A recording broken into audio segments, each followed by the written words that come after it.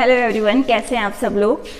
अब जो जैसे कि बोर्ड पे दिख रहा होगा आप लोगों को, प्लास्टर ऑफ पेरिस मैंने लिखा हुआ है, तो आज इसी के बारे में हम लोग पढ़ेंगे। अब प्लास्टर ऑफ पेरिस मैक्सिमम लोगों को हो सकता है कि नाम है प्लास्टर ऑफ पेरिस नहीं पता होगा, बट डेफिनेटली पीओपी सब बच्चों ने, सब लोगों ने जो भी वीडियो देख रहे हैं उन सबको पता होगा पीओपी के बारे में। तो पीओपी का ही फुल फॉर्म होता है प्लास्टर ऑफ पेरिस। तो ये वीडियो देखने के बाद सबको पता चल जाएगा कि भाई पीओपी का मतलब है प्लास्टर ऑफ पेरिस, जो कि हमें सेकंड चैप्टर जो है उसमें सोर्स के अंदर इसको पढ़ना है। तो यहाँ पर जैसा कि हम जो पॉइंट्स के अकॉर्डिंग चलते हैं, तो फर्स्ट पॉइंट हमारा क्या हो जाएगा, फॉर्मूला। क्योंकि मेरे जितने भी जो बच्चे प्रीवियस वीडियो देखकर यहाँ पर आए हैं तो उनको पता है कि भाई फर्स्ट पॉइंट हमारा हमेशा क्या होता है, केमिकल फॉर्मूले का होता है। तो केमिकल फॉर्मूला होगा यहाँ पर calcium sulphate dot half H2O। तो यहाँ पर इसका जो फॉर्मूला हमने लिख दिया है calcium sulphate dot half H2O। अब यहाँ पर नेक्स्ट पॉइंट जो हम क्या लिखेंगे, केमिकल नेम। केमिकल नेम जैसे ये पीओपी तो केमिकल नेम नहीं है, इट इज कॉमन नेम जिस नाम से मार्केट के अंदर सेल होता है, बट केमिकल नेम है वो डिफरेंट होगा।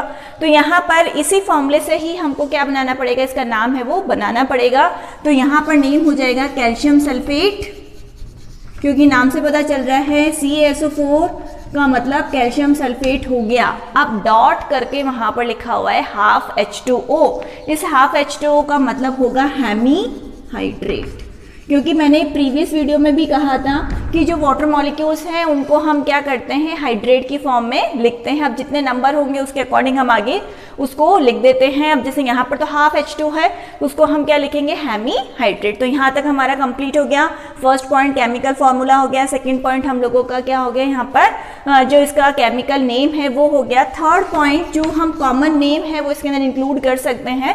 तो यहाँ पर हम क्या लिखेंगे, पीओपी, जिस नाम से मैक्सिमम लोग जानते हैं, और फुल फॉर्म इसका क्या हो जाएगा, plaster of Paris.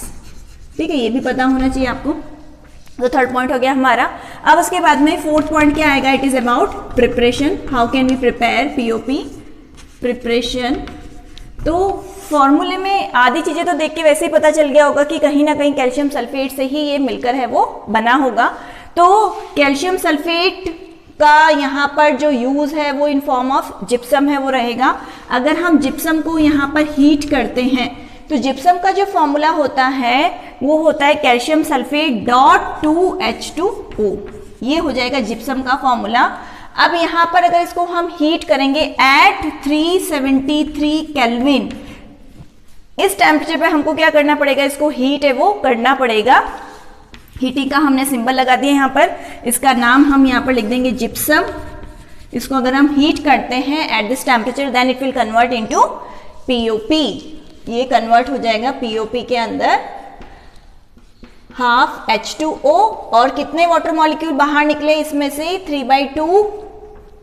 3/2 water molecules है वो बाहर निकल गए, 1.5 जिसको हम कहेंगे। तो 3/2 वाटर मॉलिक्यूल्स में से बाहर निकल गए और इस तरीके से ये प्रिपेयर है वो हो गया। ये हो गया यहाँ पर पीओपी। ठीक है, शॉर्ट में हम लिखा है पीओपी। तो यहाँ पर इस तरीके से प्रिपरेशन हो गई। अब उसके बाद में अगर इसकी प्रॉपर्टीज की अगर हम बात करें तो प्रॉपर्टीज के अंदर देखा होगा मैक्सिमम लोगों ने, अगेन इसका जो कलर है वो व्हाइट कलर ही होता है। अब इसके बाद में अगर प्रॉपर्टीज के अंदर एक रिएक्शन आप लोगों के कोर्स में दे रखी है तो वही रिएक्शन मैं यहाँ पर डिस्कस करूंगी आप लोगों से कि कैल्शियम जो सल्फेट हाफ H2O है जिसको हम पीओपी बोल रहे हैं, अगर इसको मॉइस्चर मिल जाए, मॉइस्चर मतलब वाटर है, अगर मॉलिक्यूल्स उसको मिल जाते हैं तो उसमें से अगेन 1.5 वाटर मॉलिक्यूल्स इसके साथ में कंबाइन होकर इसको हार्ड मास के अंदर, हार्ड सॉलिड मास के अंदर कन्वर्ट कर देते हैं। वो वापस क्या बन जाएगा, जिप्सम है वो बन जाएगा। तो यहाँ पर बहुत बार जब हो सकता है आप लोगों के घर में भी पीओपी हो रखी हो तो वहाँ पर क्या है कि अगर आप लोगों ने सुना होगा कि अगर पीओपी को अगर थोड़ा सा भी मॉइस्चर है वो अगर मिल जाता है तो वो खराब हो जाती है। तो खराब होने के पीछे रीजन यही है कि यहाँ पर अगर जैसे उसको मॉइस्चर मिलेगा then it will convert into again gypsum, जो सॉलिडिफाइड हार्ड मास है उसके अंदर वापस वो कन्वर्ट हो जाएगा। तो पीओपी है वो इसके अंदर चेंज हो जाती है, इस वजह से उसको मॉइस्चर से हमें क्या है बचाकर रखना होता है। तो आई थिंक अब आप लोगों को लॉजिकल आंसर मिल गया होगा कि हमें क्यों वहां पर पीओपी को हमेशा मॉइस्चर से वो प्रिवेंट करके रखना चाहिए, क्यों बचा कर रखना चाहिए। तो इसका आंसर यहाँ पर आपको आई थिंक मिल गया होगा। अब लास्ट पॉइंट आता है हमारे यूजेस के बारे में कि भाई इसका यूज क्या हो सकता है। तो यहाँ पर पीओपी जैसे हम अधिकतर घरों के अंदर डेकोरेशन के लिए कराते हैं, तो अधिकतर आप ऐसे ही पॉइंट्स उठाओ जो आपने डेली लाइफ में देख रखे हैं, ताकि आपको क्रैम करने की जरूरत नहीं पड़े, रटने की जरूरत है वो नहीं पड़े। आप एग्जाम में कभी बिना रिवीजन के भी अगर चले जाओ तो एटलीस्ट आप उनका आंसर है वो कर सकते हो। तो फर्स्ट पॉइंट हमारा क्या हो गया, फॉर डेकोरेशन ऑफ होम, अपने वर्ड्स में आप लिख सकते हैं फॉर डेकोरेटिंग होम या डेकोरेशन ऑफ होम, या फिर एक पॉइंट इसके अंदर आप बना सकते हो for decorating material, decorating material. अब डेकोरेटिंग मटेरियल्स में क्या क्या हो सकता है, बहुत बार हम देखते हैं कुछ ऐसे, मतलब आप लोगों को वास है वो भी मिल सकते हैं, या जो स्टैचूज वगैरह हैं वो भी इसकी है, पीओपी की है, वो बनाई जाती हैं, तो वो सारे डेकोरेशन आइटम्स के अंदर आ जाएगी। बच्चों के टॉयज हैं तो वो भी इससे बनाए जाते हैं, फॉर मेकिंग टॉयज, वो भी आप इसमें पॉइंट डाल सकते हो। पॉइंट्स बनाने हमें, तो हम डेली लाइफ में जो जो चीजें देख रहे हैं उनको रिलेट करके हम यहाँ पर पॉइंट्स है वो बना सकते हैं। अब एक लास्ट जैसे डेकोरेशन ऑफ होम हो गया और डेकोरेटिंग मटेरियल्स हो गया, जिसमें डेकोरेटिंग मटेरियल्स में आप वास या स्टैचूज वगैरह यहाँ पर डाल सकते हो। फिर टॉयज के लिए हमने डाल दिया। अब लास्ट जो मेन पॉइंट आता है, जो इसके अंदर एक आप लोगों ने सुना होगा कि जब किसी का भी एक्सीडेंट हो जाता है, तो अगर हाथ फ्रैक्चर हो गया, पैर फ्रैक्चर हो गया, तो वहां पर हम कहते हैं कि भाई इसके प्लास्टर बन गया।